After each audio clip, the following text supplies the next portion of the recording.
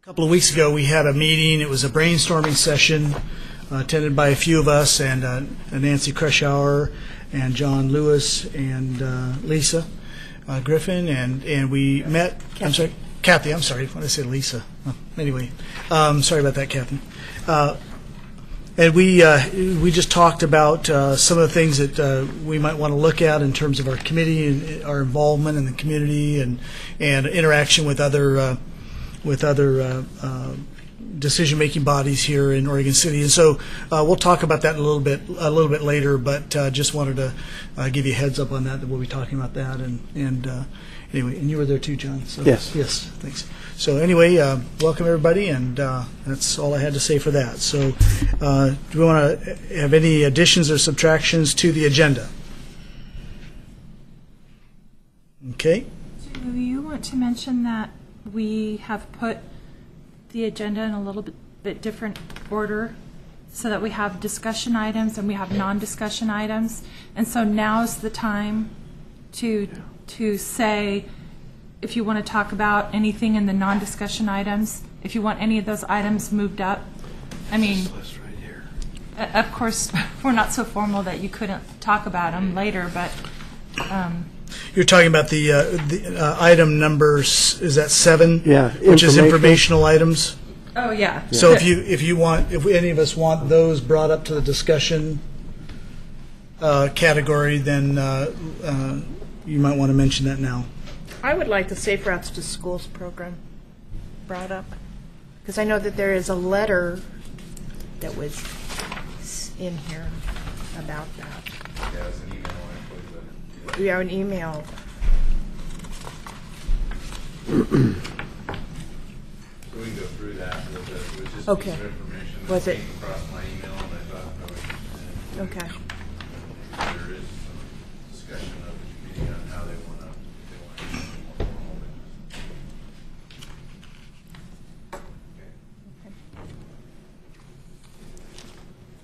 All right, we have a guest here today who would like 3 minutes to have a public statement.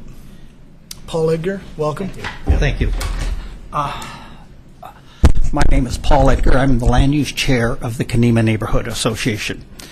We have been struggling for a long time with trying to have a safe neighborhood transportation-wise. Mm-hmm.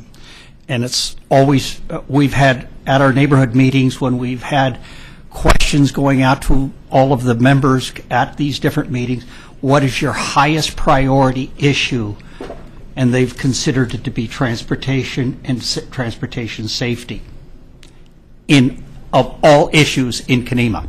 Mm-hmm. So we've got a couple of them that have always been pretty high. One is, we can laugh a little bit about the speed that's on Highway 99. Mm-hmm. But as you have been asked to look at speed on Beaver Creek Road by Oregon City High School, and the city asked to try to slow down the speed in downtown Oregon City when they did the McLaughlin Enhancement Project, and were successful in getting the speed brought to 30 miles an hour in downtown Oregon City, and they would like to see something similar to that happen out at in front of Oregon City High School.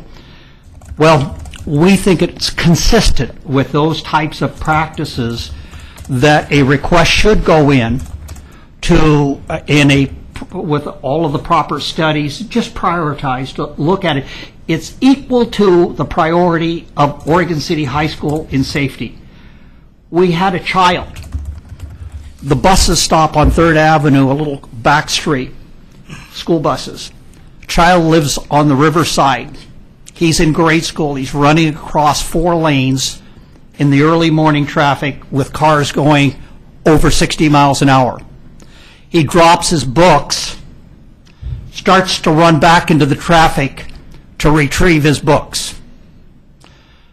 John's auto repair mechanic sees the kid, sees the event, and literally springs to action, calling and coaching and grabbing the kid and taking the kid to the side of the road. And you just say, thank God. Cars come over out of Canby, they come over the bluff coming down in. It's a natural bowl. They're going, speed limit is 55 miles an hour outside of Oregon City and going between Canby and Oregon City. Early morning, they're usually going 10 miles an hour over the speed limit. And that's kind of a general average. Some are going much over it. State police friend of mine out there patrolling said he could go out there and write tickets over 70 miles an hour virtually every day, 10 or 20 a day if he didn't have other priorities. So it's a real problem. We would love to see it have some priority. We know it has to go through a process. I'm asking for that process to begin. Okay, number 2. The state legislature authorized in Safe Streets mode legislation a year ago that granted the ability of cities in areas where it is not a main arterial, where in fact it was done by the City of Portland Transportation, to enhance bicycle safety and pedestrian safety, to go in and take those streets, and you can actually, without going to ODOT and getting some massive big approval, there is a new process that allows those streets to be rolled down to 20 miles an hour and posted at 20 miles an hour. Now, the streets in interior Kenema are usually 20 to 25 feet of asphalt. That's all. No curbs, no sidewalks. Everybody walks in the streets. John can attest to that. They're not much. They're old wagon roads. This is an 1865 platted community. We would like to see, it has undulations, wagon roads. They weren't improved. They just put asphalt over however the road and surfaces went. We'd like to see the street speeds in the majority part of Kenema brought to this new 20-mile-an-hour speed area and posted at that. I live on 5th Avenue off of South End Road, and fortunately the road needs dramatic improvement. And what happens is that the road surface is so bad that they can only go 40 miles an hour in front of my house. We think it's ridiculous. And so I've got deer, dogs, kids, pedestrians, bikers, walkers, everybody out there, and you can't see over the knobs. Some kids, the young high school kids, get a real joy going in front of my house and seeing if their cars can leave the ground at the kind of a little hump right there going down below me. What's the speed limit currently in Kenema? 25 miles an hour. 25, okay. And It's a standard residential. Okay, and it's a 45 through Kenema 99E, right? Yeah. Okay. Is it 40 or 45, whatever it is? But I believe it's 40. 40. Yeah. 40. It's just that it's no one does it. And would you be able to prepare a one-page kind of a statement to I summarize? will be very happy to. That would be helpful. One last comment that I would like to talk about. It's in your preview, is that we have a problem in downtown Oregon City, and I'm the land use chair of the Citizens Involvement Council too, which has responsibility for downtown. And this is that in the area of disabled parking. They've effectively eliminated it. When we went to two-way streets, I have the parking plan back here. When I read the whole parking plan for downtown, it did not mention disabled or handicapped. We paid a lot of money for that. So what we got into is we've got a problem, and I would like to present to you something that is being taken around, and the problem is really quite severe. We have businesses down there, and my wife happens to have a handicap permit placard, and in the area, and it's because of rheumatoid arthritis. But she's not bad. It just flares, and sometimes she can't walk. But some people really have it very bad. And you can't get close to a business. You can't. There's no places to park. There's no designated areas. Everything is being effectively eliminated. But more importantly is we're differentiating ourselves from the norm, because like in the city of Portland, you have the ability to park at a meter area for the time of the meter free. And virtually every city in all Multnomah County, Washington County, and Clackamas County treat it the same. But in Oregon City, we decided to eliminate all of that. So we have people that come into the courthouse, or they're people from around here. My barber was a polio survivor at the Depot Barber Shop. He couldn't park in front of his own barber shop, yet he can't walk, he can hobble. But his ability to get in and around there is so marginalized, and he has a lot of his customers, 50, 75 customers that come to him that are seniors or disabled. And now they have virtually no parking privileges in downtown and no ability to get to him. As a businessman, you're just about cutting him off, preventing him from being able to run a successful business in downtown Oregon City. So those are a couple issues. The part of the safeguard, the handicap one, I have a document that's been floated around. It could be presented to others and read.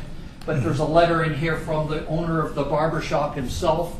There's from Nancy Bush talking about it, her side of the story. So you want to hear it? She's the code enforcement lady. My recommendation is we need to, as a city, need to create a parking structure to alleviate the problem, because we only have 165 total parking, on-street parking slots in all of downtown Oregon City. And if you have 30 to 32 parking spots used by the disabled, then all of a sudden, you don't have the ability to compensate for some of the businesses that are down there. So it's a transportation, parking, access problem, and it should be prioritized because it's inconsistent with common sense and the realities of what we're responsible for providing in reasonable access for the disabled. You couldn't have a business and put up a parking lot without having a mandatory allocation of the number of spaces that you need to have available for the disabled. Yet the city of Oregon City can eliminate all of these spaces and not provide anything without any allocation. I don't think that that's right. I don't think it's common sense. I think we should be able to do better than that, and that's the reason why I'm also coming before you to hope that that becomes prioritized too. Thank you. Yes, thank you, Mr. Edgar. We will look into that for sure. Thanks, appreciate it. Okay.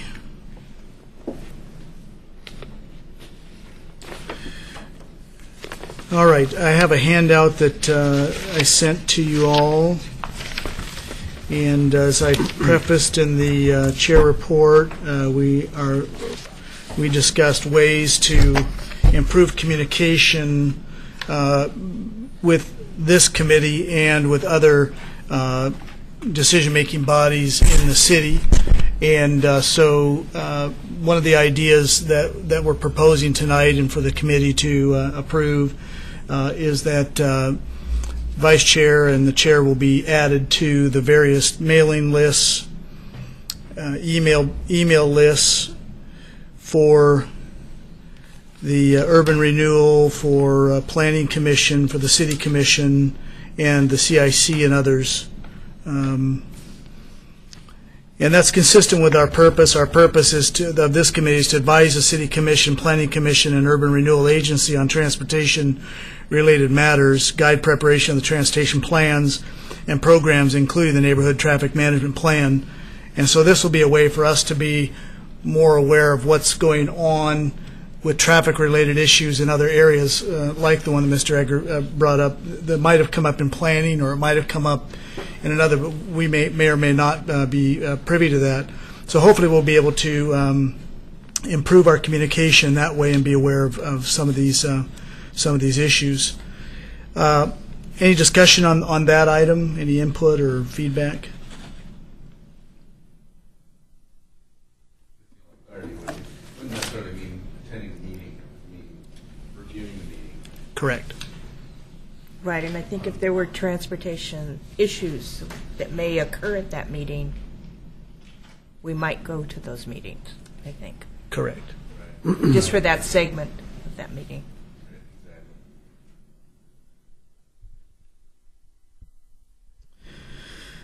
Okay, the second goal or proposal would be for our Transportation Advisory Committee to, we would create various focus areas, and this one hasn't really been thought through completely, so it's in kind of dynamic at this point. And if we as a committee decide that we just don't care for that, then we don't have to do it. If we do decide to do it, it'll be a pilot program, so it'll go to the end of this year, and then we'll reevaluate. But the basic idea is to give each of us, each member, kind of an area of focus that they can be somewhat of a specialist on and do more research on if necessary, or to attend meetings on that, or whatever it takes. But some of the areas that we proposed, and let's see here, what are they? For instance, one would be the Safe Routes program. And so someone might want to just be really getting heads up on that and talking to city leaders on that issue. Another might be the traffic management plan, working in as a liaison with the Citizen Involvement Council. Tourism, that's kind of an area that I'm particularly interested in, especially how it relates to bicycles. Urban renewal, and then business, economic development, and so forth. So just areas of specialty, and any questions on that? Mr. Chairman, we could just maybe pick up on one of these later on during the year. We don't have to grab one right off the bat, right? Correct, yeah. We can discuss informally about an area that you might be particularly interested in, and then you would be able to make reports if you wanted to. If you had information that or concerns, that you could bring those up at a TAC meeting. I kind of misspoke. The first one was about just getting the agendas. The second one was more about attendance of meetings. So the second one may or may not involve attendance of meetings. It may Right. be staying apprised of what they're doing. Wasn't the idea to not only to meet our purpose of the committee, which is to provide input on traffic-related concerns that other groups may be talking about, but it's also about getting people on the TAC committee, if there's an interest there, to step into that interest a little bit more and inform the rest of us about what you learn. Correct. Yep. And the ultimate goal is to improve our effectiveness and to capitalize on some of the strengths and interests that different members might have.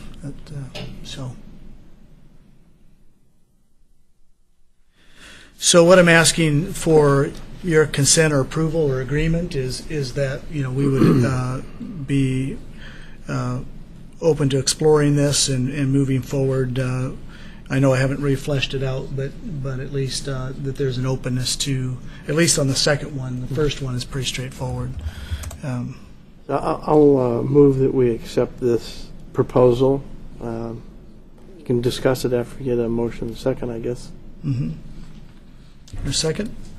I'll second. And discussion. For myself, if I might, I'm relatively new to the community.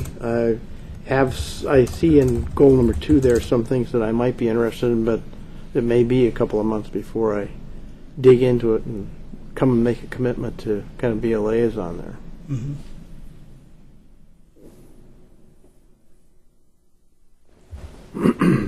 Thank you, John. See, this goal, the purpose is kind of like the citizen here just said about what's going on in Kanema. Mm-hmm. And it's a good discussion to keep open lines of communication. Okay.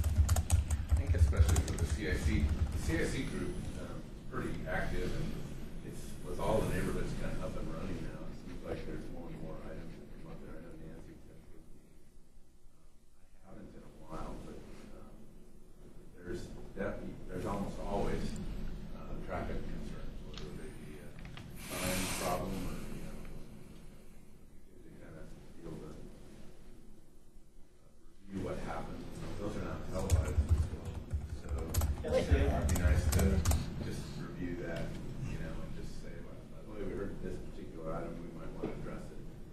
When does the CRC meet, John?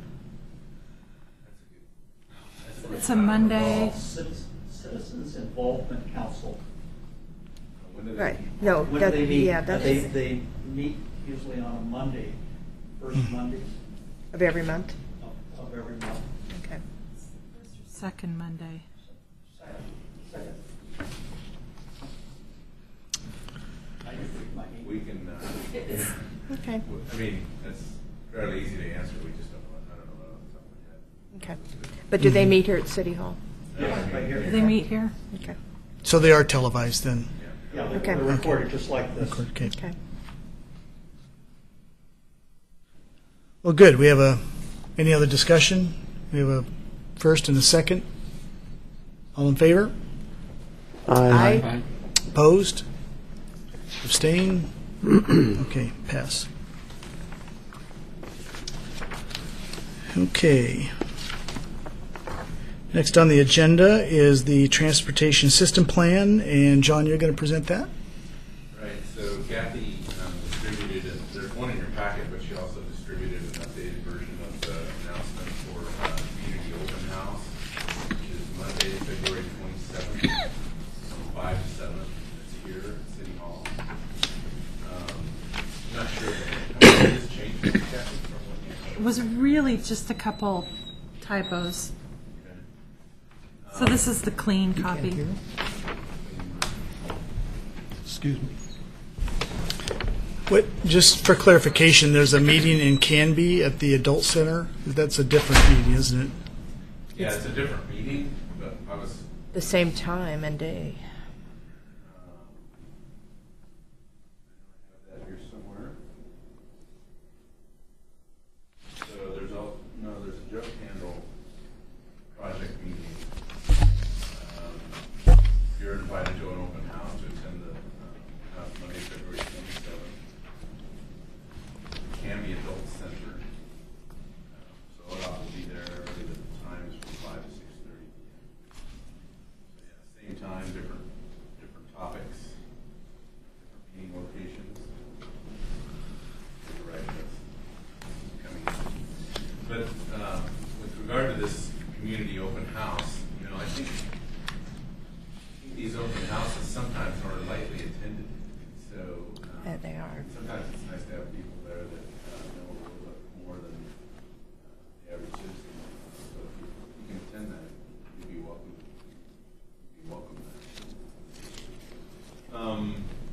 The other thing I wanted to mention about the transportation system plan is there was some confusion. I just wanted to clarify that with regard to stakeholder advisory group and the technical advisory group. The stakeholder advisory group is made up mostly of citizenry and the TAC is on that almost entirety. So there's a first stakeholder advisory team meeting is March 6th, Tuesday. I have that one on the So Tuesday, March 6th, from 6 to 8 p.m. Again, it's here at City Hall.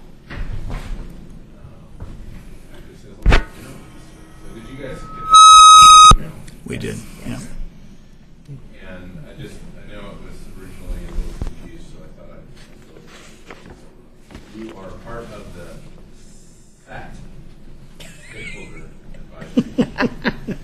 I think I'm We part plan to of do a lot of that at the meeting. So it's going to be hard for me to keep that straight. But just so you know, the technical advisory team seems to be made up, I was looking at the invite, or the list, and it looks to me like, for the most part, the technical advisory committee is made up of 8. The stakeholder advisory team is made up of more citizens. Pretty bad, huh? Is that stakeholder meeting, is the stakeholder meeting here at City Hall? The stakeholder advisory team meeting is, yes, it's From Tuesday, 6. March 6th here at City Hall, from 6 to 8 p.m.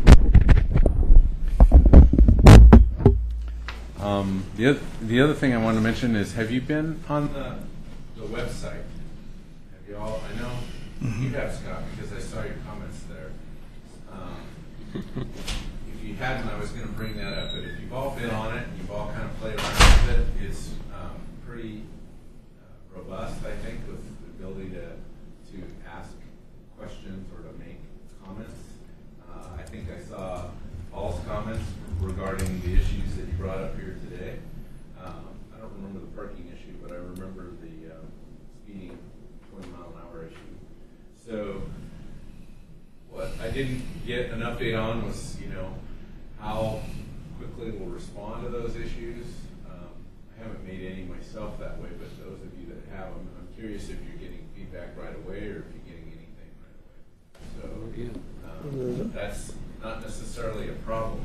I see that a lot of the comments are logged, especially if you go to the interactive map.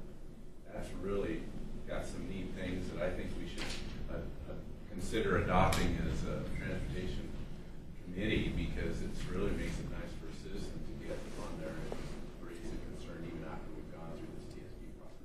Might not make sense to do it while the TSP is underway, but there's lots of opportunity for someone to make a comment, and there's a little map that shows it on there, and you can have follow-up discussion.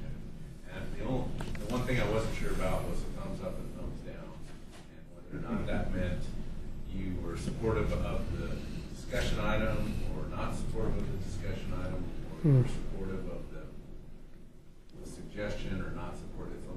I'm a little confused about that, but other than that, I mean, it's a pretty nice way of getting comments. So if you've seen it, I won't bring it up, but I want to make sure. And so at the SAT meeting, the next one on March 6th, we'll be going through technical memorandum number 2. Is that correct?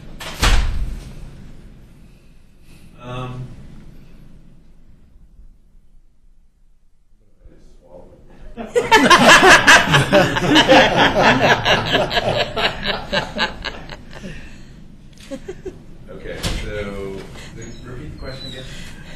Well, I believe we're going to be looking at discussing technical memorandum number 2.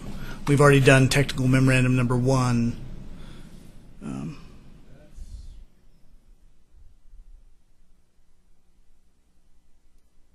not sure about that. Okay. What I noticed is there's 5 memos up except for memo 3. So 1, 2, 4, and 5 are on the website and available for comment. For comment, right? And my guess is that's too much to cover in one meeting. So you may be right. And chapter 1 was pretty light. So they may be planning to cover chapters 1 and 2. Make sure they've got comments from the public and have an opportunity to discuss that. I'm curious to see how that's going to play out. I mean, it's a big group, so if they're doing a presentation or if they're just roundtable discussion, I'm not sure, but I'll be there for that first meeting and figure that out with you. Okay. The only other thing I was going to mention was I did look at the schedule just a little bit. It's a pretty detailed schedule, a little bit challenging to figure out, but getting through that, we're supposed to finish this project by the end of this year. Yeah, it looks to me like we're about a month behind. That's not, in my opinion, that's not necessarily a bad thing. I think that the ODOT and the project manager from ODOT was really pushing hard to get this done in a year. Maybe more. It may take a little more time than that. So, especially once we start getting public involvement in that. So, how's the review going on this? Are you enjoying what you're reading or struggling with what you're reading? I'm on. I just printed out chapter or I guess it's not chapters. They're draft memo number 7, and it's a long one. So, look forward to They that. are. Fine. Paul Edgar. I'm on the county TSP committee, transportation committee, and we have had some really interesting dialogue. And what we're finding is that we don't have enough meetings, and we have not, we got into some issues, and we churned hard and found out that we only got halfway through some of the efforts. And so we said, let's call for interim additional meetings because we needed the dialogue. And there's a lot of what I'll call issues that if you don't get involved and if you don't get citizens, and you're telling everybody that you know, get on board, get onto the city's website, start making your comments, you find that you'll be overrun by the city staff telling you this is what it is without you really getting a chance to make a play of your own personal thoughts and things that you would like to see. We've had big issues like how to create sustainable communities where we try to figure out what impediments prevent us from having jobs in a thriving local economy, so that right now 60% of all the new residents coming in and buying homes in Oregon City are commuting 20 to 30 miles one way to a job outside of the city. That's not sustainable. And as we look at the ramping up of costs of fuel, not only costs, but availability of carbon fuels in out years, we're at a dichotomy of what we need to do. And so to think smarter, there's a lot of issues out there. And if we want to look at a long-term plan for Oregon City that allows us to be sustainable, you're going to have to get aggressive. And my recommendation would be to think hard about a lot of the issues that can make Oregon City a thriving community and those things that prevent it from being a thriving and sustainable community. Thank you. John, are you, with the TSP, are you done with that? Yes. Okay. Okay. Catastrophe. My goodness. We're hearing more and more about that. My wife said she saw a sign today, so she's the word's getting out. That's right, there was a sign on 205. Mm-hmm.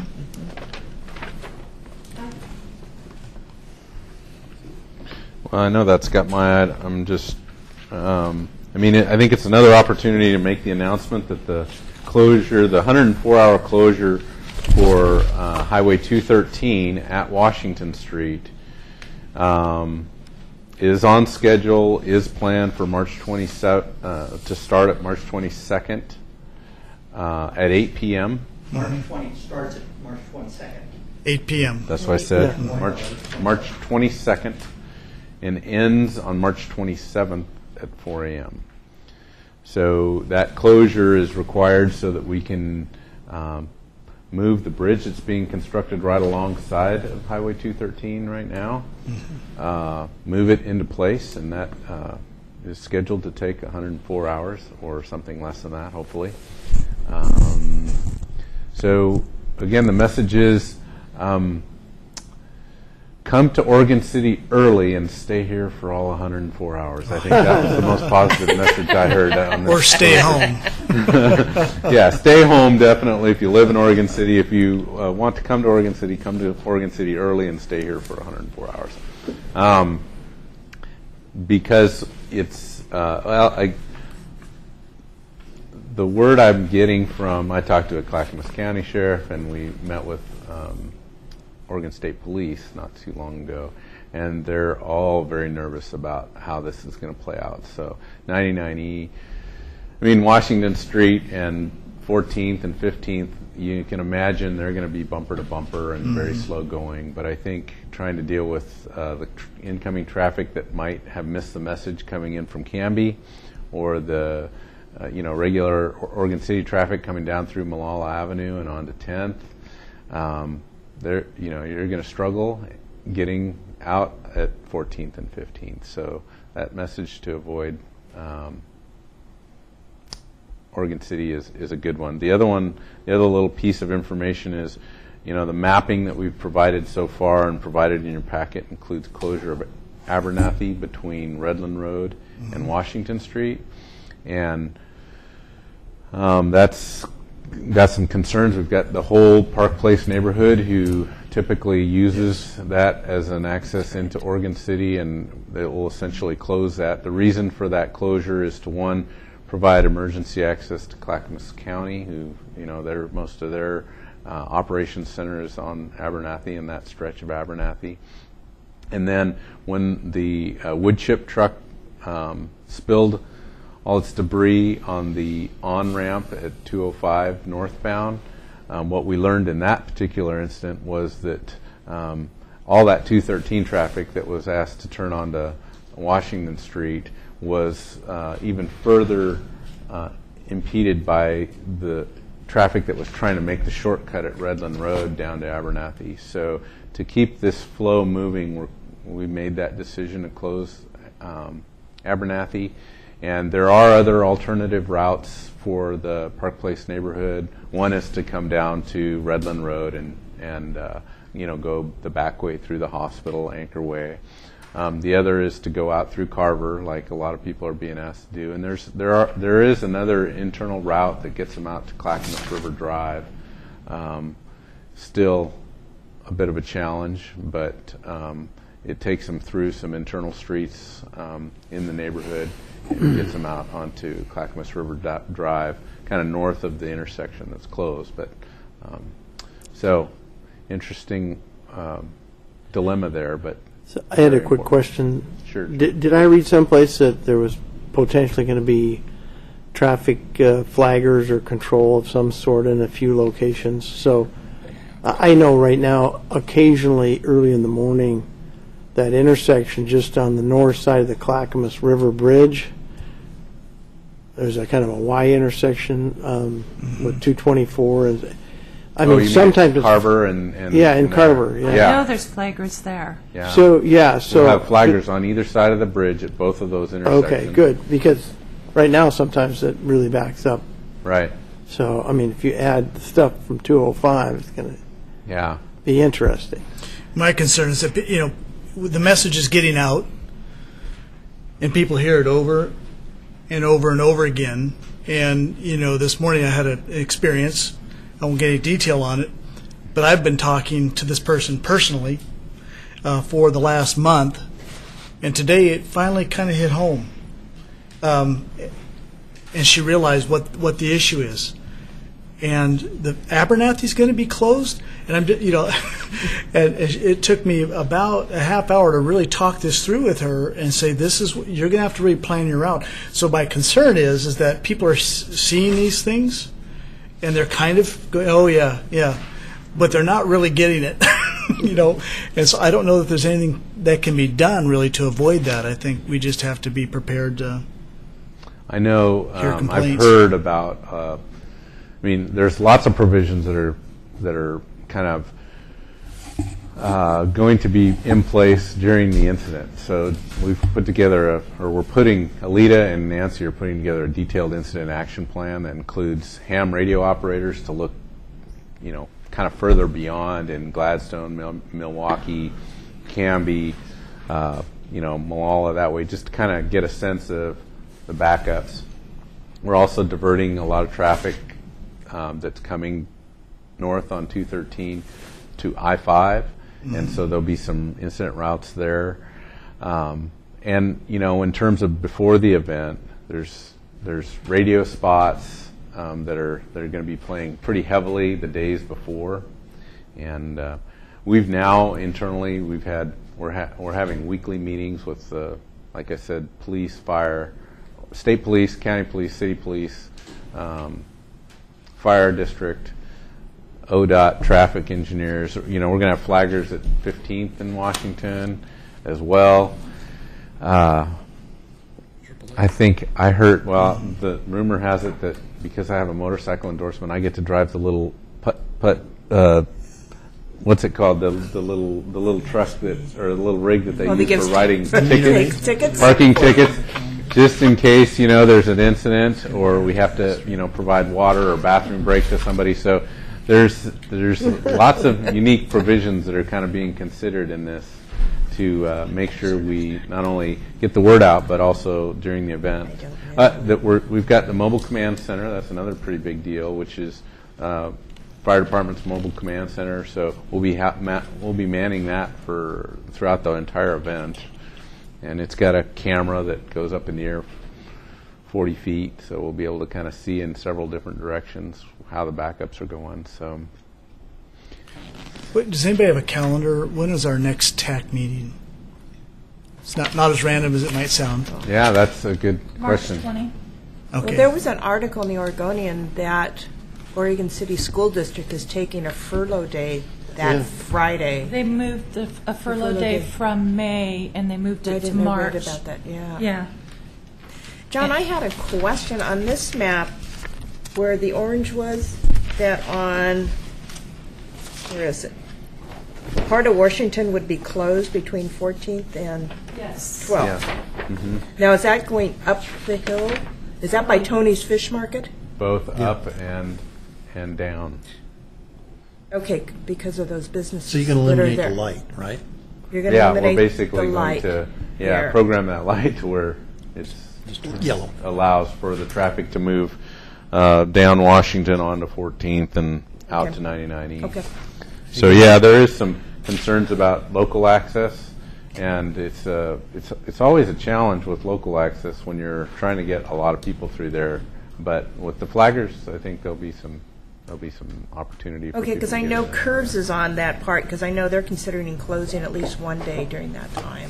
Yeah, that would make sense. little piece right We're there. doing things here at City Hall, like we're closing our counter, so we're not closing City Hall, we're not closing, departments, but we are closing our department to the public. So we're trying to discourage trips to City Hall. So if you want help, you need to call or email. And so we're kind of encouraging, and we're also encouraging people to take vacation days. And I'm going to take the whole week. Well, it's hard to assess what impact it may have on local businesses as well, Singer Hill and others that people may just stay away and, but That's why Let's we just- would prefer them to stay here for 104 hours. 104 hours. And we let's get- just say there's no stopping it either, because there was that incident last week on the Abernathy Bridge. Yeah. And that really had people freaking out. Well, you're closing 213. Can we do something different? No. The bridge is being built, and we have to move it into Right. location. There's no turning back. In a perfect world, it would have been nice to have waited for the Arch Bridge to open.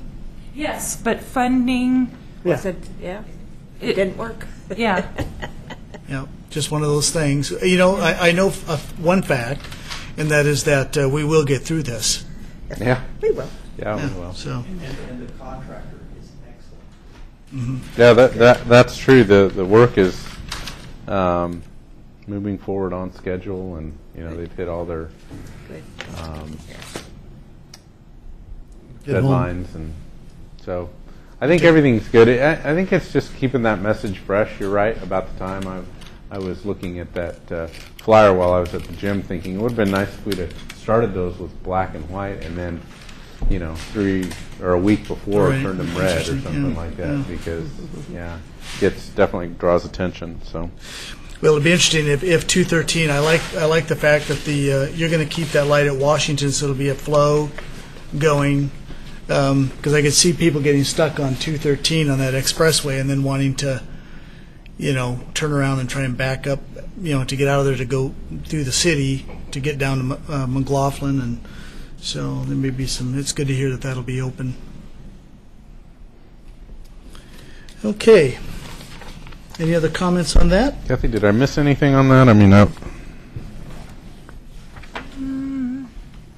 don't think so. We have the Trail News. That's actually one publication that I think that the citizens, look at, and I mean, you may not read the whole thing, but you might thumb through it a little bit. And we do have the red flyer. It's the back. It's not the front cover. It's the back. And Mayor Neely, his article, on the inside cover is about this. The closure. So, and that's going to come out about a week or so before the event. So that's another significant, and anything that you can imagine being done is being done.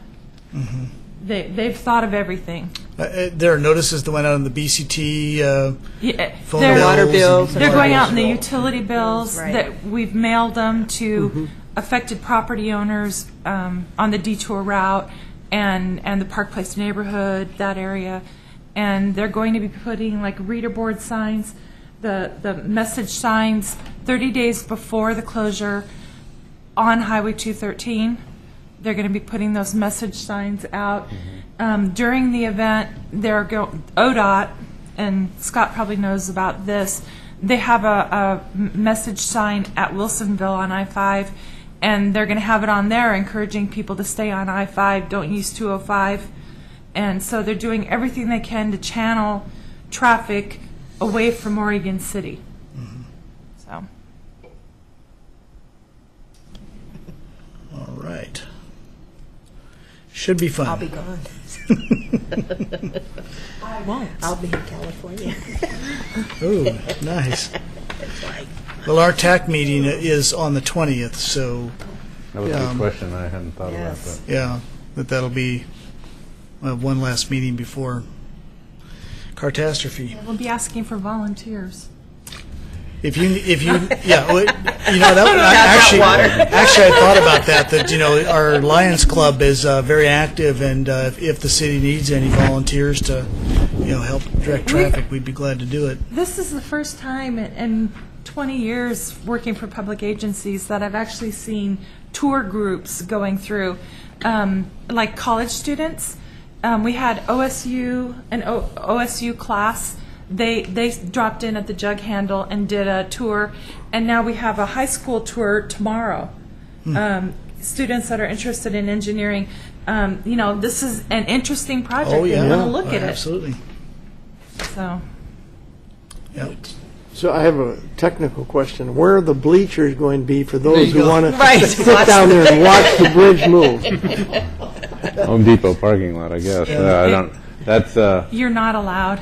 yeah. That's one of those things that's always problematic. Whether it's stormy weather or 4th of July, people want to pull over and start looking at that. The key here is that there's not going to be a lot to see. It's going to take 104 hours to put that bridge going in place, slow. so you won't really be able to even see it move. It's going to be slow. So they'll be televising it so you can catch the accelerated recap. will they be right? filming it Yeah. They're definitely filming it, and I for their own critiquing? Well, it's on that. Probably. It's Well- on the website, Right. the camera's up Yeah. now. Yeah, and the camera, Oh. and I think that takes pictures every 15 minutes. But they are going to be video recording it, and so it'll be a time-lapse video, and you can see the movement occur. I hadn't heard that, but Oh, yeah. sounds like a good idea. Neat. And maybe for our April meeting, if we haven't all seen it, it'd be fun to put that up do the time lapse. Have you gone to the Jug Handle site? And on there's a link to a bridge on Highway 38. I don't know where that is, but they have a time-lapse video on there of the same event Quite fascinating, occurring. yeah. And it's really interesting. Entertaining. I hear they're doing a test move sometime soon. They are. I just saw an email on it. I saw it too. On March 4th or something. Oh, okay. They're doing a But they've test run. uncovered. You can see the cement too. When I came back over that way, you can see the cement Actually, of the it's bridge in- now. I saw it somewhere. It's in here. Yeah. Oh, in the construction updates. Okay. Okay. Anything else before we move on to our favorite topic, PMUF budget? So this is something that the committee asked us to include. So it's included in the packet. Our budget for this particular fund is pretty straightforward because there's not much in the way of staffing or those kind of things. It's all about capital. So I guess the first page is just the narrative, which for this budget, it almost describes what you see in the spreadsheets. So some of our other budgets, we talk a lot more about programs, and this one here talks less about that. So we included that. I think this is fairly self-explanatory. For 2011-12, we're projecting to get $1.495 $1,495,000 from the street maintenance utility fee, and we've got some beginning fund balance, and that's the main point of our revenue. And then on the expenditure side, we're proposing to spend $220,000 on things like slurry seals, chip seals, and then another $90,000 in materials, which would be, we usually use that money to fund our in-house paving work, so that comes out of there. And then there's $1.4 million that is planned for capital outlay. And when you, so John, capital outlay is more like the overlays, dig out and replacements. They're heavier than a surface treatment like a slurry seal. when you say in-house, you're saying that that's not contracted with an outside company, but we have our own trucks and our own equipment Right. that we use? Right. So in-house is we've got a small paving machine, small roller, and a 6.5-man crew that does a fair amount of work in the summertime. Mostly, we've also got a small little grinding machine, but we take on projects that usually don't require a lot of traffic control. The exception to that was we did a section of Main Street last year that turned out actually pretty good right there in front of what was Napa Auto Parts and the TriMet bus station there. We did that section of Main Street, but usually they're areas where the road has failed and needs a pretty significant patch. Sometimes we'll do an overlay. Holmes Lane is one that I can think of off the top of my head where we did a bunch of patchwork and then we came in and did an overlay. It's a little more challenging for us because if we get called away for a down sign or fallen tree or anything, we kind of have to drop all those tools and go somewhere else. Mm-hmm. So, but at the same time, they've been really effective. At probably 2 or 3 months out of the summer, we can usually get out there several days to do some in-house work. John, I have a question. So looking at make sure I'm looking at the right thing, the 2011-2012 goals and projects, right? The last bullet, finalized 5-year program that addresses underground utility needs and pavement rehabilitation prioritization. Right. So can you tell me a little bit about that? Do you have a separate funding source for those utilities being underground, and is that fairly systematic or what? So we did a 5-year plan, and John, I can't remember if you were here. You weren't here to hear that presentation, but we took a look at the city's overall pavement needs, and they're much greater than what this fund is available to pay for during that 5-year period. And we prioritized those thinking about underground utilities. And the result of that was a 5-year plan that's now on our website that you can go and look at that has specific year-by-year pavement rehab projects. And was that in last month's packet? There was some projects there. I think it was, because there was a PMUF item. Seems to me there You're was... talking about the presentation that was given on... No, just the capital improvement plan. There was 4 or 5 pages last month's packet that you had. Yeah. 5-year pavement maintenance plan. Yeah, okay, that's it. So, okay, then I'll be able to relate the two. Yeah, so that plan was a comprehensive effort that we put into trying to lay out what we want to do for the next 5 years. So we can share that with the franchise utility companies, Northwest Natural Gas, PGE, the phone companies, so that hopefully they could get out in front of those projects as well, especially if they have something on the books ready to do. And so anyway, that plan included some of the rehab work and also some of the preventative maintenance work. Now, the preventative maintenance work didn't show up by the year; it just showed a 5-year schedule. So we're working on putting that schedule together. But the other work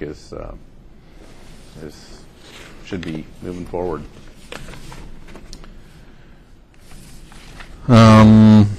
So back to, I lost my place here in my,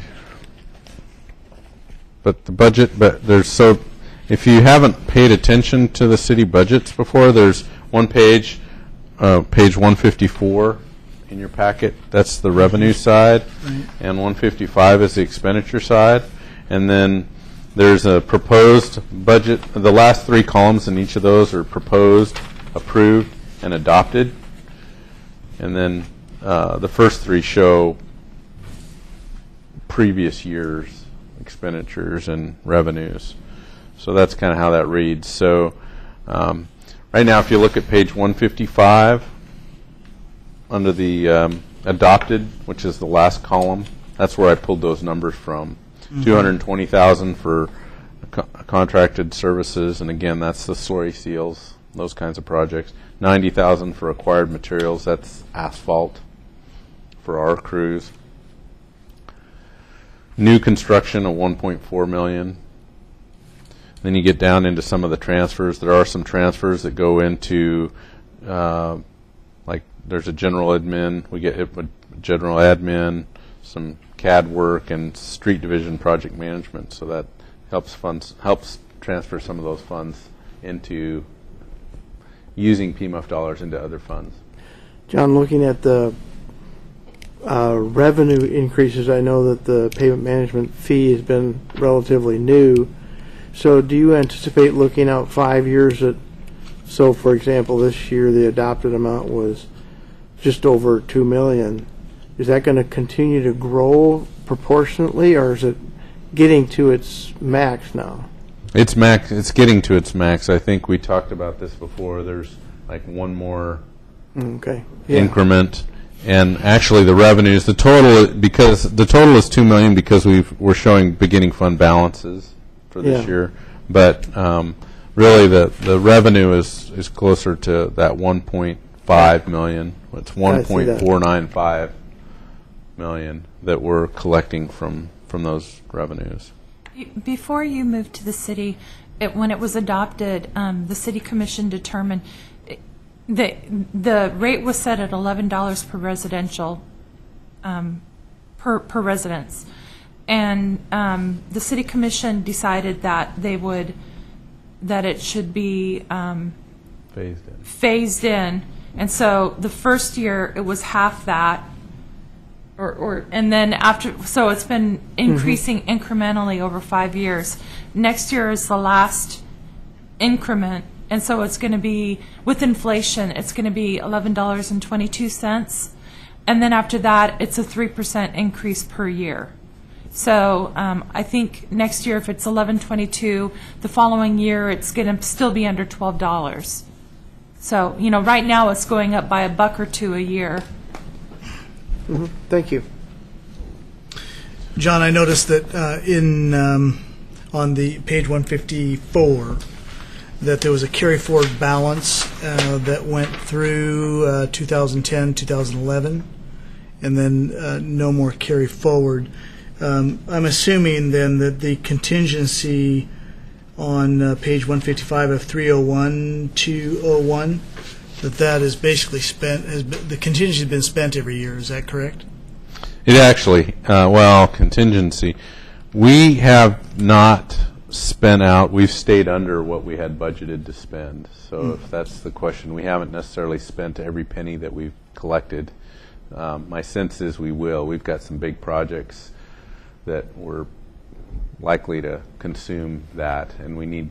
I mean, this 5-year plan is nice because it really kind of gets us out in front a little bit more. Up until this point, it's been that year, maybe this time of year, we're trying to figure out what we're going to do, and depending on what the utility problems are under those streets, we learn about them, in February, and yet we're trying to design for them in February at the same time. So we've had some problems with that, and that's why this 5-year plan's been helpful, because it gets my other crews, the sewer crew and the water crew out there, kind of turning valves and looking at pipelines to make sure that at least the wet utilities are in reasonable condition, or if there's a problem with them, we can deal with them. So.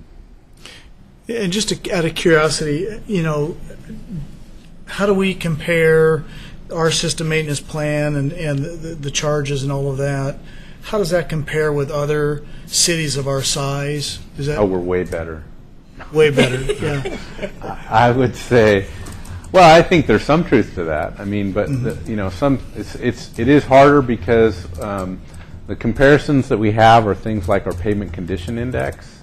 So every 3 years we have our streets rated. It's kind of a subjective number, though. I mean, they're visually rated, and somebody comes in and looks at them, and the amount we're collecting and spending on that, it pretty much just stays flat. We hope to catch up at the end, or we hope at the end of our 5-year plan. I think the projection was we might gain 1 point on our pavement condition index because the deterioration rate on these streets is pretty quick too. But I think, you know, what we've heard in terms of feedback from the neighborhood is that they're happy with the work that they're seeing. We met most of the commitments that we made when we originally adopted the fee. So those are the kind of benchmarks that, you know, we'd like to be held to. I think the 5-year plan, by the way, the 5-year plan has got more work than we can afford to do.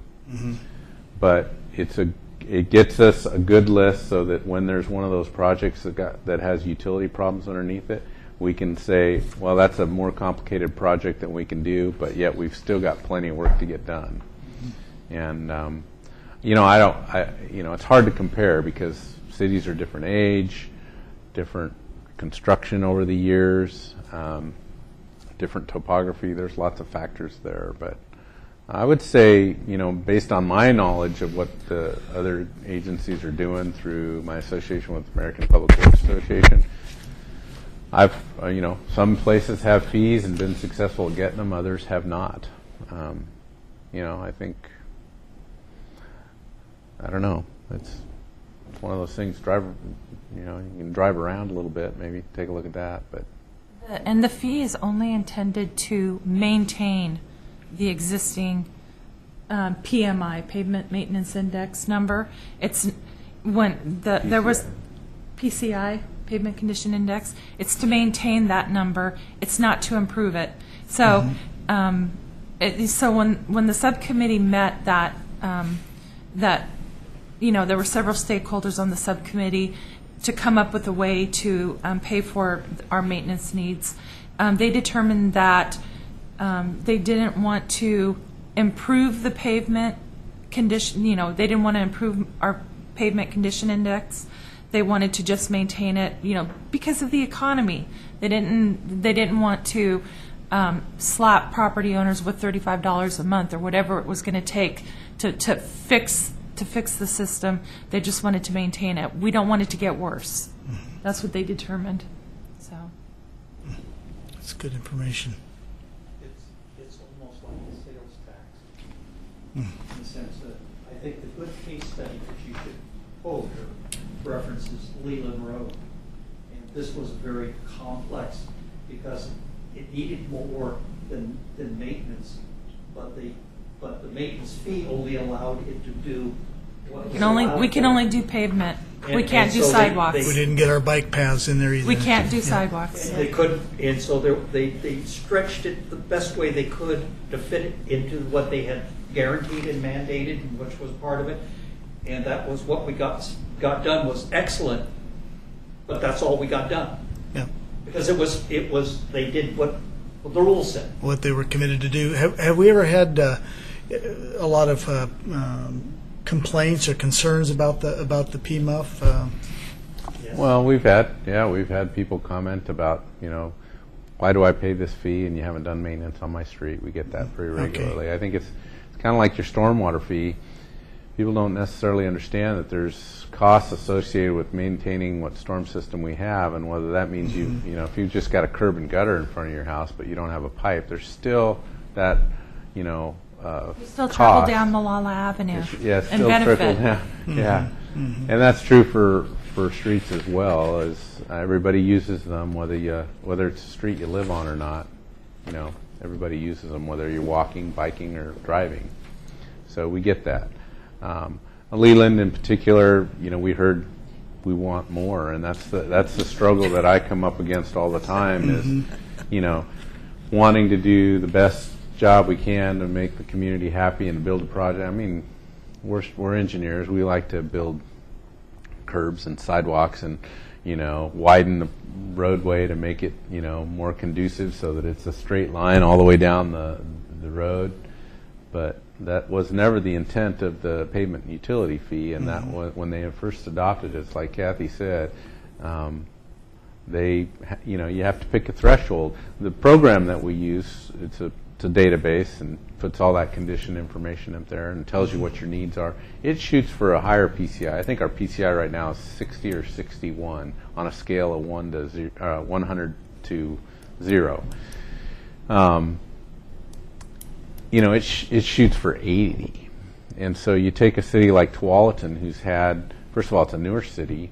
They've had a pavement maintenance utility fee for years, and their PCI is probably pretty close. Of course, they rate their own streets too. That's another little factor. But again, it's different than many of the communities in Clackamas County, and my experience with Lake Oswego is very similar. We didn't have a fee there, but our PCIs were, it was always a pressure to keep your PCIs at a reasonable level, and I think that's where we're at right now. They had one.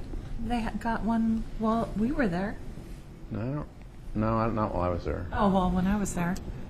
John, have they had any discussion about marrying this maintenance program with an option where the neighborhood could opt for a improvement district, and so you could get maybe 2/3 of the cost handled by this and the road fix, and then if you wanted to add the curb and gutter and sidewalk, you have the option of putting that in a local improvement district and paying for that over 10 years in assessments and property taxes.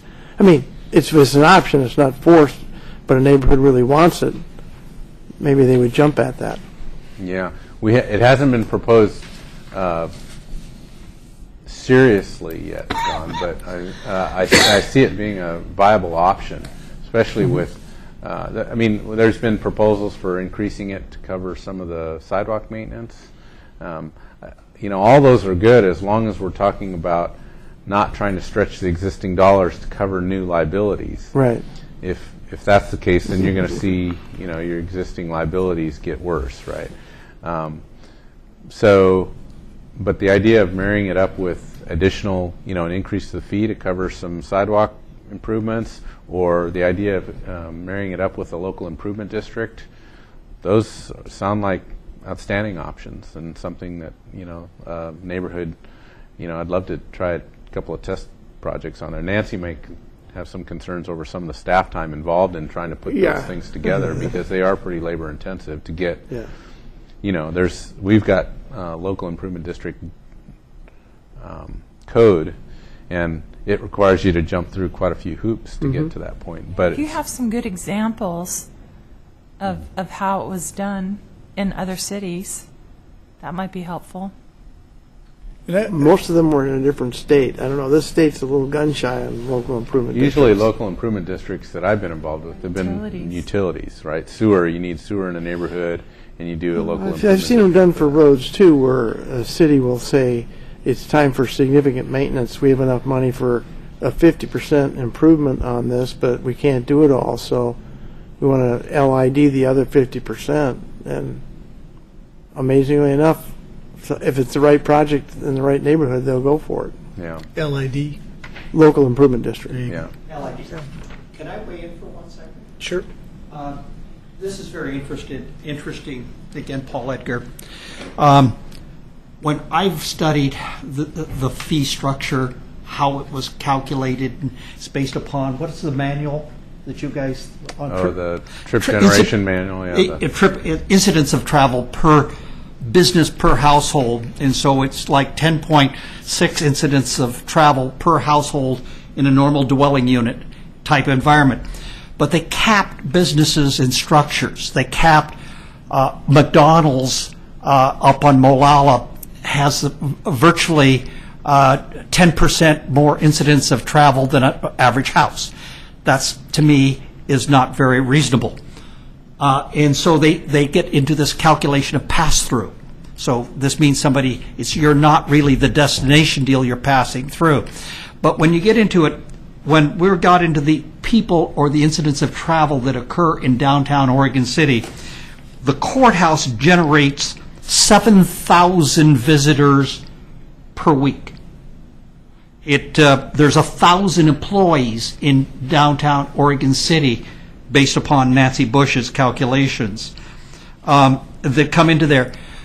What we get at is that a lot of the businesses are, let's take a Fred Meyer, is paying or having their incidents of travel calculated at a 60% discount in relationship to the average household. So they get into this fairness question. So we're throwing a highly weighted incidents of travel cost against individual households and discounting businesses and institutions like Clackamas County, the courthouse, schools. But this was to fairly distribute costs of maintaining roads to everyone.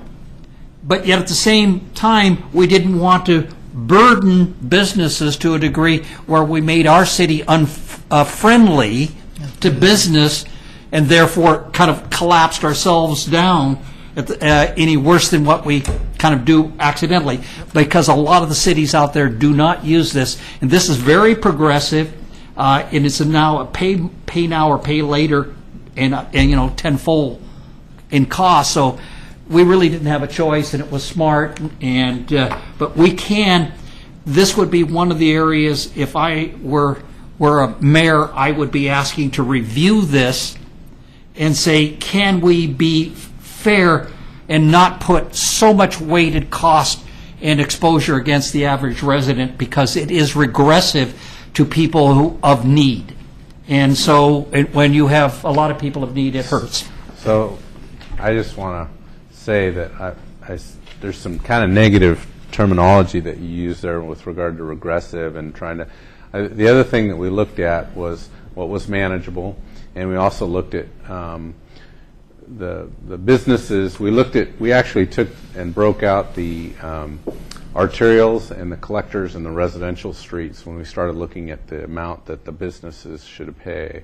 And I think we had a group of citizens that were on that panel that looked at that in detail, business owners and non-business owners, who we looked hard at what the liability was over, I'm going to forget the year, maybe 10 years of needs.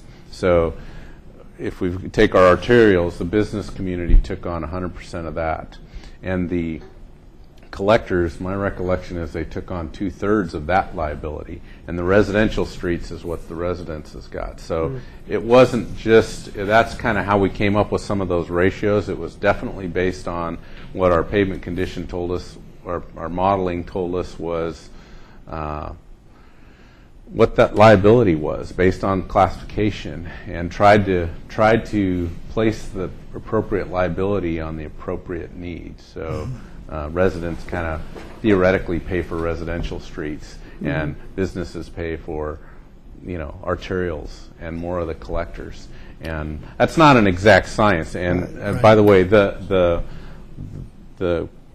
code provision, I can't remember if it was code or it's not code, it's a resolution, requires us to come back and look at that fee in 5 years, which is coming around the corner pretty quick here. I think we're 1 or 2 years out before we have to look at that fee again. So my sense is we'll assemble that citizen committee again, and maybe, I don't know if they're all even still around, but try to figure out if we did what we said we were going to do, how that's affecting our fee. I think this 5-year plan is going to be helpful in that as well. But I think it was a smart thing to do. We would have never been. I mean, you think our pavement condition's bad now, John? You should have seen it before, or you should have seen where it would be if we didn't have this fee. So, am I correct then that the maintenance fee is charged to the community college in the county as well, right? Who have lots of property, and that's the benefit of using a utility fee like that. That you have some. Everybody because pays. they don't pay property taxes. Exactly. So that's a real benefit to the citizens. It's for city property as well. Yeah, we pay for city property. Yeah, that's good. There are some exemptions, but they're for hardship exemptions. And as for, I mean, all customers can apply for reduced utility rates also if you fall within certain income thresholds, you know. So if you are, there are federal guidelines. Yeah. I have a question. For those people who live in the 97045 zip code who use Oregon City, there's no sharing available there. You know, you have to be in the city limits. You have to be annexed in or something. Yeah, there are people. There were a lot of weird cases, people that get utility bills, and people want to know why it's on the utility bill. It's simply a mechanism to get it out there. It really has nothing to do with your water. You know, it's a fee, and it was a mechanism with which to bill people. But that we have some people that get utility bills for water or sewer, but they're not in the city, and so those people are not charged the PMUF. Yeah. Okay. Anything else, John? Well, that went a lot further than I thought it was going to go. So, no, I don't have anything more on there. Okay. State of the railroad train depot. So, we do some maintenance there, but I think this question was more about what's coming, or what's the city doing with regard to filling the train depot building. And so I asked, I don't know if you all know Eric Underwood, but he's our new economic and development manager, and he's pretty getting up to speed, I think, with urban renewal properties, and this one is an urban renewal property, although that's got a whole another slew of background to it. But anyway, he's overseeing that piece of property. And so I asked him, I said, well, what's going on? And he says, well, right now we're currently not looking at any specific tenant. So there's no deals in the works as far as he knows. He said the Urban Renewal Commission really does need to discuss this, and I think they have to some degree, but he says he's hoping to have a meeting specific about brainstorming what should be done with that building. Okay. He has some ideas of his own, but he said they were really just his ideas, and they weren't really. I said, well, can I share them? He said, sure, you can share them, but they're not. They haven't been discussed with the Urban Renewal Committee. So he is working right now with an architect to kind of get some understanding of what it's going to cost to do the architectural tenant improvements, or the work required to get the tenant some kind of tenant improvements done. So he's just trying to get budget numbers for that. But he thinks that he's got the budget to do that if that's what the Urban Renewal Commission wants to do.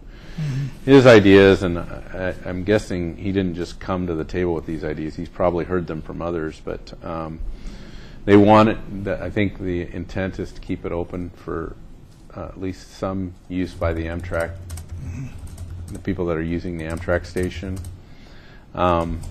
He thought that it probably made sense to have some kind of a snack or coffee establishment in there.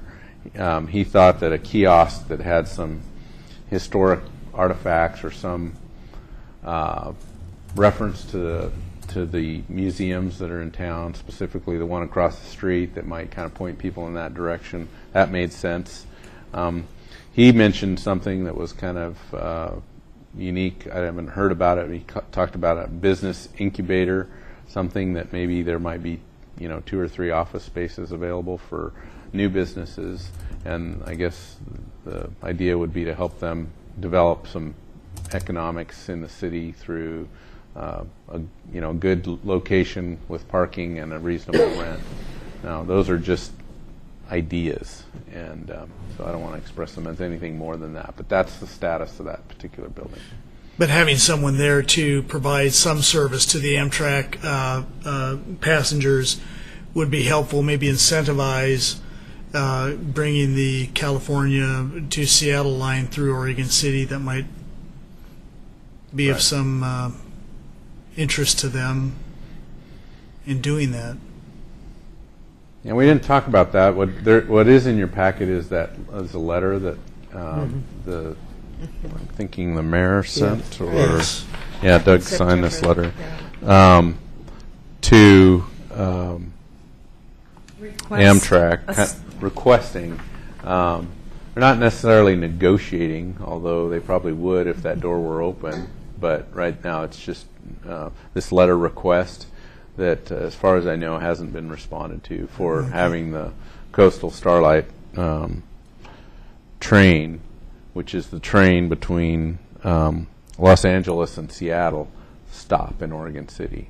Right now, it just goes right up Right now the I-5 corridor, and Well, I guess I assumed it came through the track. It just does didn't come stop. through this track, It but comes doesn't through Oregon stop. City, but it doesn't stop. doesn't stop. Okay. So that's item. Well, I guess that's in your packet as information. But yeah, the idea would be to have that a little more usable for passengers. But it may be more building than we need at this time for just passengers. So is there other uses for that building? Currently, if we want to go to a Mariners game by train, we have to go down to the Portland Depot. Is that No. catch a rate? Yeah, Okay. you can go right from here for that. Okay. That's one thing, is we got parking downtown, they don't have parking. Yeah. Right. I guess I'm not It's understanding. the Eugene to Seattle train stops in Oregon City. Okay. The Los Angeles to Seattle train does not, Got it. and they want that extra stop, Okay. or we want that extra stop. I don't know if Amtrak has. I thought Mayor Neely made a pretty compelling case. I was impressed with the letter, and I think we'll have probably more leverage once the Blue Heron property is developed and becomes accessible to. That may even almost force it. You get people demanding that they want to stop in Oregon City to get close to the falls. Are there any? So there's no official meetings or process in place for deciding what they want to do with that? No, but what Eric did tell me was that you can. There's a couple ways. If we had a lengthy discussion and ideas came from this group, he says, write them down and get points of contact, and I'll share them, and then share them with him. You can contact Eric direct with your ideas. He'll share those ideas with the Urban Renewal Commission.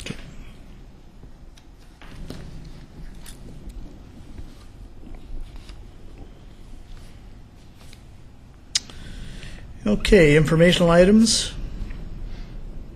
Actually, Blaine, I know Betty wanted to move that item. I wanted to move. A, I apologize. No, Yes, sure. that's fine. Safe routes. Safe routes to school. I remember discussing this many years ago when we were meeting in the trailer, and it just kind of, kind of went by the wayside. And I didn't know if that program was happening, anymore in the state or not. I think it was funded. I understood it was funded through this year. Okay. But then the funding was going to run out. But this email that we've attached to your packets sounds like there's some work underway to keep that funding in place. Sorry. And one thing I can report is when Jonathan David was here last month, he suggested that we contact somebody. He actually gave me a name, and I emailed the woman, and I basically said, we're not proposing anything. I'm just inquiring about it, and because and I don't know if this is probably a product of the fact that we have three, or do we have two members now who live in Holcomb, but we keep hearing about Holcomb, the Safe Routes to School on Holcomb Boulevard. And although that's not where that's not the school district's highest priority. So, we have to do a balancing act here. But Jonathan said something about, you guys only have one segment left to go to get up to neighbors to the east, or several subdivisions. And so anyway, I asked her about that, and she said that if the Holcomb Elementary School were working on an action plan that looks at the barriers to kids walking and biking to the school, she was asking if they have a champion who would lead a school team to look at the issue, and that they can get mini grants to look into. I mean, basically, there's no construction costs available, but there are grant opportunities to develop a plan. And this lady was... This is the woman, Julie Yip, with the Oregon Safe Routes to School program, ODOT Transportation Safety Division. Okay. And I know that it has to be in the city's comprehensive plan, and it is, because it's part of the Holcomb Boulevard sidewalk plan. It was actually one of the highest priorities, that section of sidewalk. But the problem is that we believe that these are more appropriately brought up by the school district.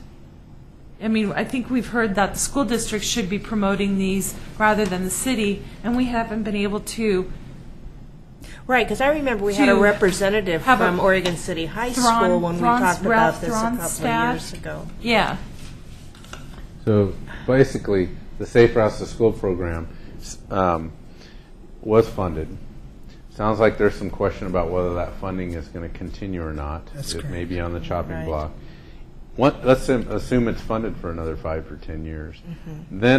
Then the problem we've run up against is we need a sponsor. And some would say that should be the city. I think what we heard from Jonathan David was that he felt like the city should be pressing those a little bit more. But it also often comes from the school district. Right. And I think both the school district and the city are in the same boat in that usually, applying for the grant, putting together the project, building the project, that's time consuming that this city and this school district haven't ever allocated. So at a time when, everything's being cut back, the school district has told me, or not the school district, but Ted Thornstad has told me, they just don't have the time to take those on right now. And I know we don't when it comes time to, just putting forward the capital programs that we have, trying to build new sidewalks on top of that is, it's an extra effort that we just haven't been able to get to. It's not that we don't think it's an important priority. It's just kind of how do you sponsor that, and that's where, if a transportation advisory committee or some other neighborhood group or a PTA group were aggressive about wanting to get a piece of sidewalk done, I think that would, especially if they could get a grant to get it done, then that changes the equation quite a bit. So I have a quick follow-up. Kathy, so are you forwarding that information you got to Jonathan? No, I haven't. Why don't you forward it to both Jonathan and myself? We're on the Park Place Neighborhood Transportation Committee, and we have some contacts with the school, and we can make some inquiries there and see if it gets legs. Okay. Have you, John, are you familiar with the Safe Routes to School program? There is some things there that we learned when we did the high school, which, it's a lot about encouraging kids and families to get their kids to walk. So there's surveys that need to be performed. So might make sense to look at the Safe Routes to School program website too, just because most of that stuff is there. Okay. And so the grants are coming from the state level, and that's what's possibly being, if I interpret this letter, this encouragement to talk to the legislators, they're saying that there won't be any money in the budget included in this I thought it was federal Take dollars, action but now. it may Federal be dollars? it may be channeled through the states. It's been a while since I looked at that. But Okay.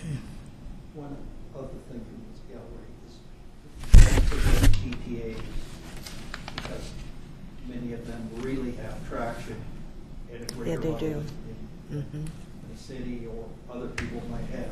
that's true. And Yeah. so when you're out there, if you've got a PTA in a given school that you're trying to, not only do you have a really concerned group of parents, but they can really put some heat on when they think that their little Johnny could get mowed down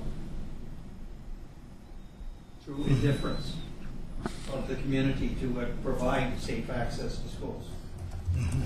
And that might be a good thing to bring up to our neighborhood association meetings. Absolutely. You know, of having, principals come, our presidents of PTAs come. And it should come, this is another one, networking out with the CIC too. Yes. We're bringing it through the CIC back and forth, so you get this joint collaboration. Yeah, and I think as we get a little bit better at interfacing, we'll be able to maybe have someone on our committee actually try and tie some of those pieces together, but and spearhead. So, I think that wherever the money comes from, it just seems logical to me that the more local, a neighborhood association or a PTA or whatever it may be, would really be the ones to do the legwork and map it out and write the grants, and we would provide, we would help provide resources to them or education on how to access that and get that done. Yeah, I think that's. We can support those efforts with mapping or language in an application, but it really takes a champion. And then once we get the funds, then there's the other question about getting it done, especially if there's property acquisition. They do kind of snowball, but some of them might be real easy. There might be some low-hanging fruit there that would be Exactly. easy to get done. So it's just trying to. For us, it's for public works. I know it's Nancy's. Reminded me of this many times. Well, John, it's not really in our work plan. When you gonna have, what are you gonna drop to do that? Right. But a 3-year-old grandmother with a master's degree in English who'd gone through grant writing school with me, and I've gone through grant writing schools, and because I think it's an excellent vehicle, and I've always been keeping Christina to the side for some projects sometime, so we could do some of these things local, and she's a concerned grandma, so this is protecting. What if you know how to So, write those grants? and she's really smart. She knows how to write. Right. And that's a That's- skill set yes, it that is. not everybody has. Well, and not to keep banging the drum, but if we can get someone on our committee to really put some leadership in that area and begin identifying people in the neighborhood associations and, getting them materials and starting a dialogue there, that we might be able to get some things done in that way.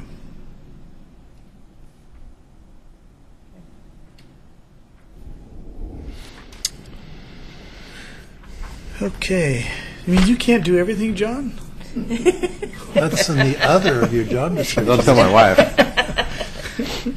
My goodness. Okay, so now, any other thoughts there before we move on to informational items? All right. Mission request for Amtrak's Coast Starlight route to stop in Oregon City. We've kind of already touched on that. Is there anything you want to add to that, John? No, I think all this that's in your packet, and then Kathy handed out the printed version of the construction project updates. So This is non-discussion items. Okay. It's just for your information. All right. All right. We don't have. Do we have a section here, good of the order? Just open for a couple of comments. Or would that fall under the agenda items for future meetings? you can do whatever you want. I think. All right. Yeah. Yeah. But I just wanted to make a comment. You know, I took someone home after a meeting, and they live up on Holcomb, off of Holcomb, and it was night, and it was dark, and I was coming down Holcomb, and you know the speed limit through there is 40 miles an hour. And it felt really strange to me because I was going like 30, and I thought, well, this is strange because it says 40. So I started going up to 40. But anyway, so I finally, I don't know, my mind was distracted or what. And all of a sudden I realized I was at this curve.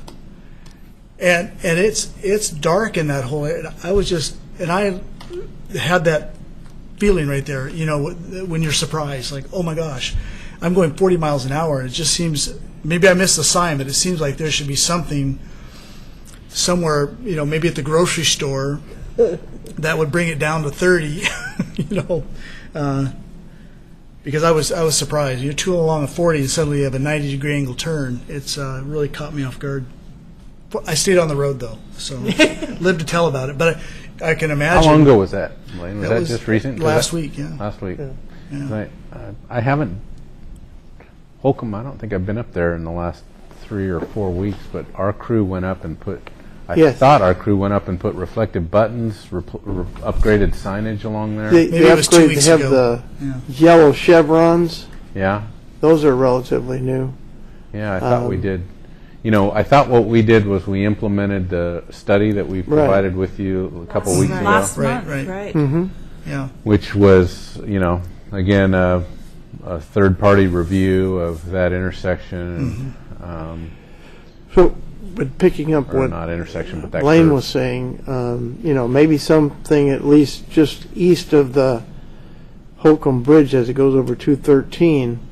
One of the things in the report was solar-driven Speed sign. flashing speed sign, right? And I don't know what they cost, but that might catch somebody's attention who otherwise would have missed it. But I think the chevrons are a good addition. We can definitely, you know, we have the solar-powered speed signs that we have in our rotation. We move around. They're about $5,000 a piece. And so we've been using the ones that we have, rotating them around town, and maybe that's a location. Yeah, try that and You see want if me to add that to see the if people like it. I think that. Like the ones on High Street and the one on Washington, those little small ones. Yeah. Mm-hmm. Yeah. Those, I think, I love them. Yeah. Yeah. The People one- do like them. They do like them, but they're again, you know, it's an expense. Yeah. You know. Yeah, I'm partial to by the those way, as well. we didn't.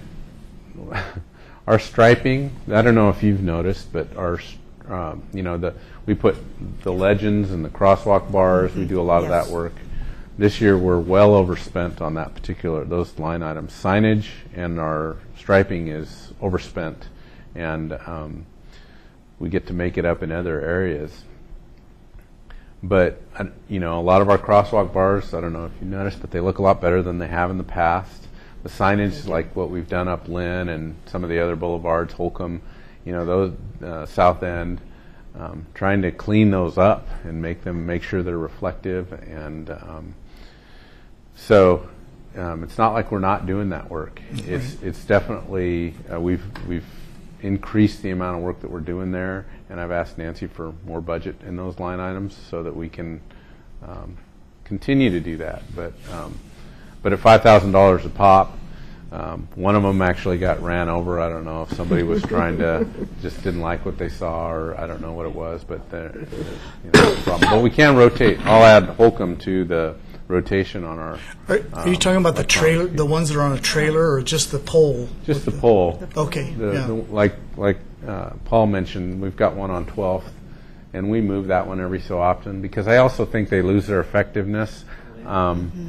So we kind of Yeah, I love place the one on them Lynn. around town. The We'll one put on them there Lynn's for 3 permanent. months. Permanent, yeah. Thank goodness, because I come down there Fifth. often. Fifth.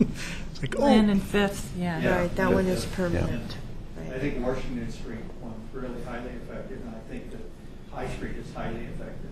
Yeah, and then actually the McLaughlin neighborhood I think is going to pursue a grant or one of the grants to get. But that is something that a neighborhood, the Park Place could pursue a grant there. And John, I wasn't trying to be critical at all. I think, to correct myself, No, I think I was there actually a couple of weeks ago, so it was probably before the work was done. But I don't think I've driven it since the work's been done, so I need Yeah. to get up there and see how that's so looking. I'll take another look at that. But yeah, I was just affirming the concerns that some citizens have made on that corner. So. And then one other question I had was, we have an earthquake plan that we're doing. The city has an earthquake plan, and it just occurred to me, what part does our, if transportation is disrupted, is there anything that we need to be aware of, or anything that we need to do in terms of transportation? I think we're going to do a test next month. Next month, yeah. Right. With 213 closed. Yeah. Are you asking me? I guess I'm asking if the city has thought about from the perspective of transportation, a plan if we have the big one. Well, I would say, the city, along with the I think it was the neighborhoods, right? Did the community forum on emergencies like earthquakes and landslides were the two community forums that we did, and we did hear a lot of good information about Oregon bridges and how Oregon has a fair amount to be concerned about if we have the big one. Oregon City has, I think, 2 or 3 bridges within its kind of jurisdictional responsibility or liability. They're fairly new. That's the one that crosses Abernathy Creek on Washington. The other one is crosses Abernathy Creek on Anchor Way. Oh, I can't think of the other, but so as the city goes in terms of jurisdiction, we feel like we're pretty good. But I mean, everywhere around us, whether it be 213 or 205, I-5 for that matter, 43, there's a fair amount of bridge liability out there, and it's probably too big of a concern to get our hands around, other than educating others and seeing the transportation funding for bridge improvements continue. I suppose there's other concerns like building frontages falling out into the public right away. I mean, I'm thinking it's more of having exercises. The city participates in exercises pretty regularly. I was part of both Nancy and Alita and I with this whole 213 putting together an incident action plan is a pretty good learning experience for us. Dealing with Clackamas County has eWeb. It's an emergency management communications system that allows us to communicate with everybody in the county for services that we might need. We're also members of ORWARN, which is a agency. It's mostly water division agencies, but it's about how to have pre-established agreements so that if we need a particular piece of equipment or a particular expertise, that, for instance, bridge inspection, we don't have that. There's consultants that we could hire, but Portland, for instance, has a bridge inspection crew. So we can exchange those services and have a predetermined agreement as to, all we have to really do is give them a call and tell them we need those services, and we'll work out the details later. So, there's a lot of exercises going on through various agencies, whether it be water purveyors or highway departments or public works, agencies, Office of Emergency Management. So, other than talking about those and going through exercises and figuring out how you're going to communicate with them, I think that's the best, you can do. because it's not something you can, people aren't willing to fund, a bank account that kind of holds funding for those kind of repairs. Right. That's You have to know that 213 is on a severe slide zone, so a significant part of 213 has historically been slipping away, and it's one of those areas, and ODOT's been trying to be on top of it in every way they can, but it's still sliding. And so, and South End Road is a weight restricted county road, so again, it's not city's responsibility, but it has 10,000 vehicles per day, and it's sliding, and it's always they're out there maintaining. That's the reason why Nancy said, "I don't want to take ownership of it. I'll let the county try to figure out how to keep it from sliding down into Kenema." But there's all of those areas. If we had not a big one, it wouldn't take a big one. Right. And those, you got 10,000 vehicles on South End Road, and it could disappear. And you could take 213 and it's got 50, 60,000, 80,000, whatever it is. 62, I think I saw. 62,000 a day. 62,000. Yeah, where the bridge is going in. And so if you take that and you say that gets severed, up about 3/4 of the way up the hill, there's that great big fill area right off to the right is where the apartments are sliding down the hill. And what I'd say Oregon is in terms of that planning effort, they've done a lot better than a lot of states. Yeah. But we also have a lot of work to do with our bridges and slides. We saw a lot of slide activity, or a lot of slide potential in our community forum. So I suppose we're going to be having some challenges when we have the big one, Blaine. I don't know what else to. Well, I know Tower Vista, when I first joined many, many years ago, the fire department gave us a course, on disaster. How you would go house to house and put, the four corners and, and what you found there and, gave you a hard hat, gave you the equipment to turn off the gas, And I don't know if maybe that's something the neighborhoods could go back and ask. we attempted to do that. I was part of the team with the CIC, with Kathy and John, and we had everybody, Nancy Krischauer, and we made an all-out effort to reach out, and brought in the best pros and tried to explain it. And even at that, what was that last meeting was really excellent, but we only, had 110 people?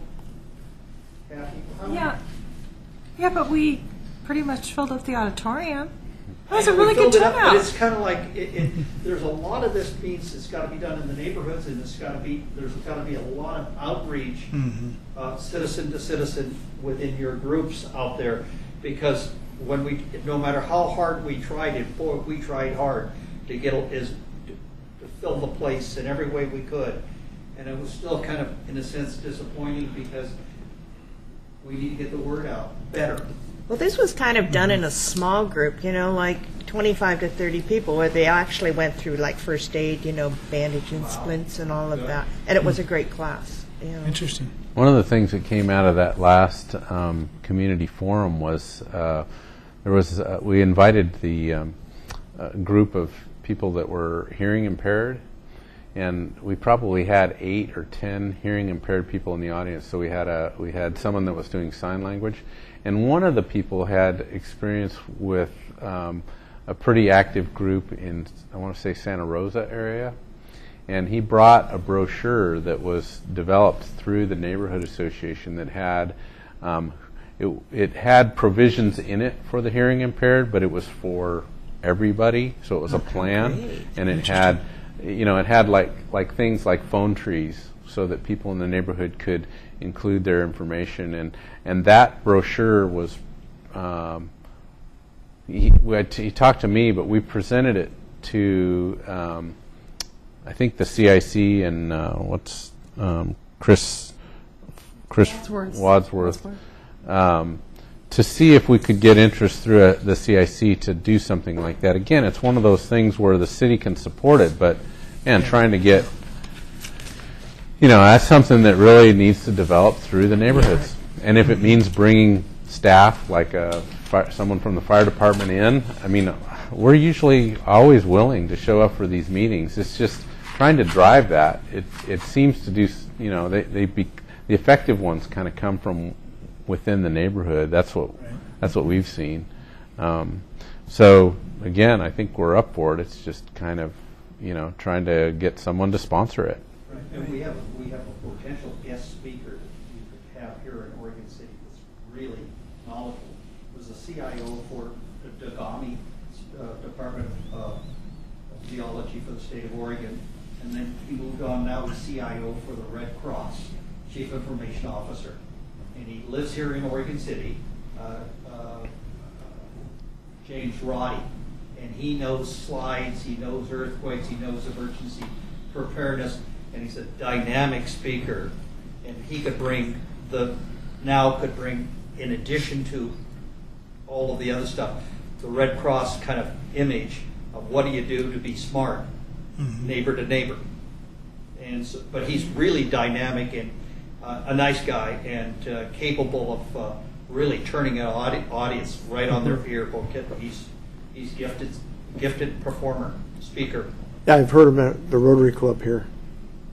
He's good because he can give you all of the facts about our exposure, because a lot of people don't realize how exposed we are. Yeah. And what's his name again? James Roddy. James Roddy. James Roddy. R-O-D-D. I think it's R-O-D-D-Y. It's on my email list. But he lives here in Oregon City, and he's just a concerned. He's got an 8th grade child. Mm-hmm.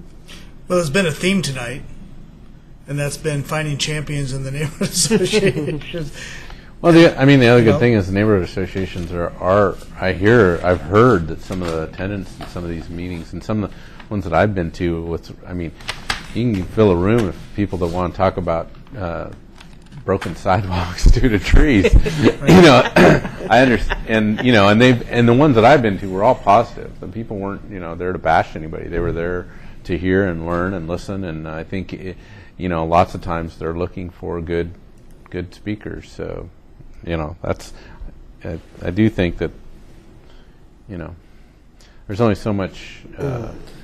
Blaine, I have a quick question Sure. Here. I'm relatively new, so maybe this isn't something the rest of you would be interested in, but what about a field trip here sometime in the spring so you can show us some of the highlights of projects that are on the list and long-term issues, and maybe where some big public policy issues are around connectivity on the road systems or whatever? Yeah. We should get front row seats at the bridge. Yes, that's right.